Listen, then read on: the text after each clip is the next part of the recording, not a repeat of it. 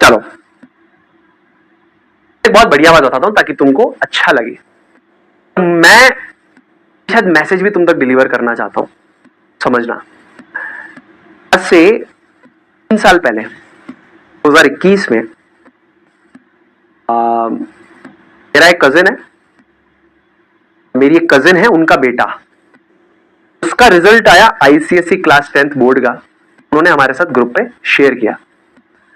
बच्चे के 77% थे या 74% थे, दोनों में से एक थे, कमी थे। 74 थे या 77% थे आईसीएसई क्लास 10th के अंदर। 74 या 77 में से एक परसेंटेज थे। मेरी जो कजिन दीदी है, उन्होंने ग्रुप पे, जो हमारा फैमिली ग्रुप है, उस पर उस चीज को डाला और बोला कि my son has secured 77%। I am extremely happy with this. और रिजल्ट के साथ नीचे सेलिब्रेशन के फोटोज डाले। ठीक है, हमारे रिश्तेदार होते हैं ना, रिश्तेदारों की आदत होती है, उंगली करने की बहुत आदत होती है। कुछ लोगों ने वहां पे क्वेश्चन मार्क बनाकर लिखा हमारे रिश्तेदारों में से कि ये 97% है कि 77% है, उंगली करने के लिए। संसार ऐसा ही है। उनको भी थोड़ा सा ऑफेंडेड फील हो गया कि यार 77% पे कोई सेलिब्रेट नहीं कर सकता क्या? यानी आप ये कहना चाह रहे हो कि 77% पे कोई सेलिब्रेट नहीं कर सकता? मैंने उस पर्टिकुलर चीज पे रिप्लाई करा कि एटलीस्ट कोई इंसान इतना समझदार तो है कि अपने बच्चे पे एक जबरदस्ती का प्रेशर क्रिएट नहीं कर रहा है। और अगर उसका बच्चा 77% भी ला रहा है ना, तो अपने बच्चे को वो एडमायर करने का दम रखते हैं। इतनी बढ़िया बात है। तो दीदी का उस पर एक रिप्लाई आया, जो मेरी कजिन दीदी है, उनका रिप्लाई आया कि मेरा बेटा ये परसेंटेज भी डिजर्व नहीं करता था क्योंकि वो पढ़ने में वीक है, बट एटलीस्ट उस बच्चे ने पूरे साल नहीं कर पाया मेहनत, तो आखिरी में एक मेहनत करी कंसेप्ट को समझने में, या जैसे भी उस बच्चे ने मेहनत करी, अपने ओरिजिनल जो उसका कैलिबर, उसे काफी ज्यादा एफर्ट दिया, 77% लेकर आया। हमारे लिए हमारा बच्चा बहुत बढ़िया है। उनको लगता था 60% ले आए पास हो जाए, बस 77% लेके आया, इसलिए हम बहुत ज्यादा खुश हैं। और हमें पता है कि हमें उसे कितना लोड देना है, रियलिटी पता है। मेरे जो भैया हैं, मतलब जो मेरे जीजा जी हैं, बिजनेसमैन है। अनकन्वेंशनल तरीका होता है भाई, कन्वेंशनल तरीके से हर कोई नहीं होता। आपको लग रहा है पढ़ाई से ही सब कुछ हो सकता है, नहीं। बहुत लोग बिजनेस से अच्छा करते हैं, स्टार्टअप बना के अच्छा करते हैं, बहुत there are lot of ways to do great in life. तो उनका ये है कि भाई तू 60% ले आएगा, धंधे में बैठ जाना। लड़का 77% ले आया, काफी खुश थे, तो रिश्तेदारों ने उंगली करी। ये चीज मैं आपको अभी क्यों बता रहा हूं, आप सुनना मेरी बात। आज से एक हफ्ता पहले मेरे को पता लगा कि अब वो जो बच्चा है वो संसार में नहीं रहा, दुखद दुर्घटना हो गई उसके साथ, और संसार को त्याग के वैकुंठ में चले गए हैं, महात्मा के आश्रय में चले गए हैं। बच्चे से वो बात मेरे दिमाग में क्लिक करी, मुझे लगा शायद मैं आपको एक चीज बताऊं।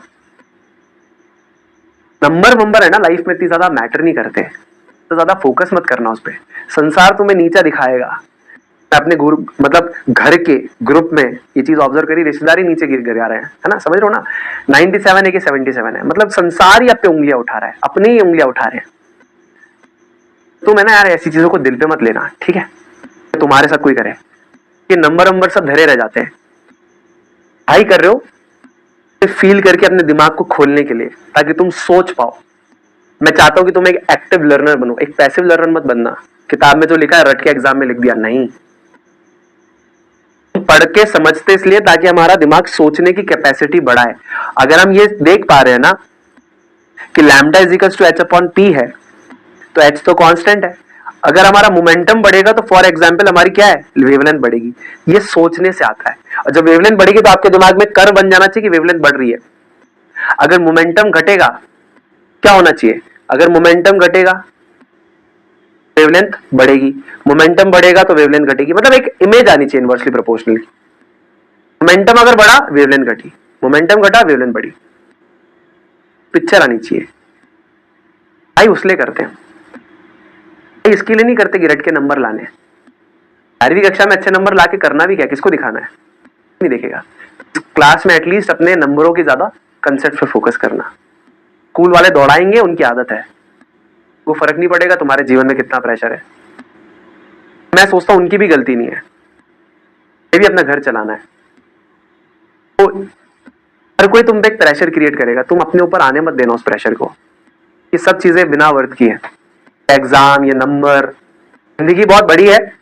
भगवान ने आपको धरती पे इसीलिए नहीं भेजा कि आप धरती पे जाकर इन सब चीजों के लिए रोए। मुझे नहीं लगता कि शायद हमें भगवान ने इसलिए भेजा होगा धरती पे, जाओ जाके नंबरों के लिए लड़ाई करो, नहीं।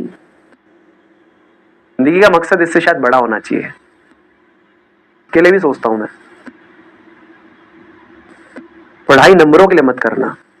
और अगर तुम्हें कोई फोर्स करे कि नंबरों के लिए पढ़ाई करो, नंबर आ जाएंगे, गलत रेस में तुम्हें दौड़ा रहे लोग, दौड़ना। आज से 10 साल बाद तुम्हें चीज समझ में आ जाएगी कि एक आदमी था, इस चीज के बारे में हमें बहुत पहले ही बता चुका था। सब बेवकूफानापन है, नंबरों से कुछ नहीं होने वाला। नंबर से वैलिडेशन है कि शायद इंटेलिजेंट होगा, जरूरी नहीं है कि इंटेलिजेंट हो या ना हो। कंसेप्ट पे फोकस करना, भाई मजे के लिए करो, दिमाग को खोलने के लिए करो, नंबर लाने के लिए मत करो, ठीक है।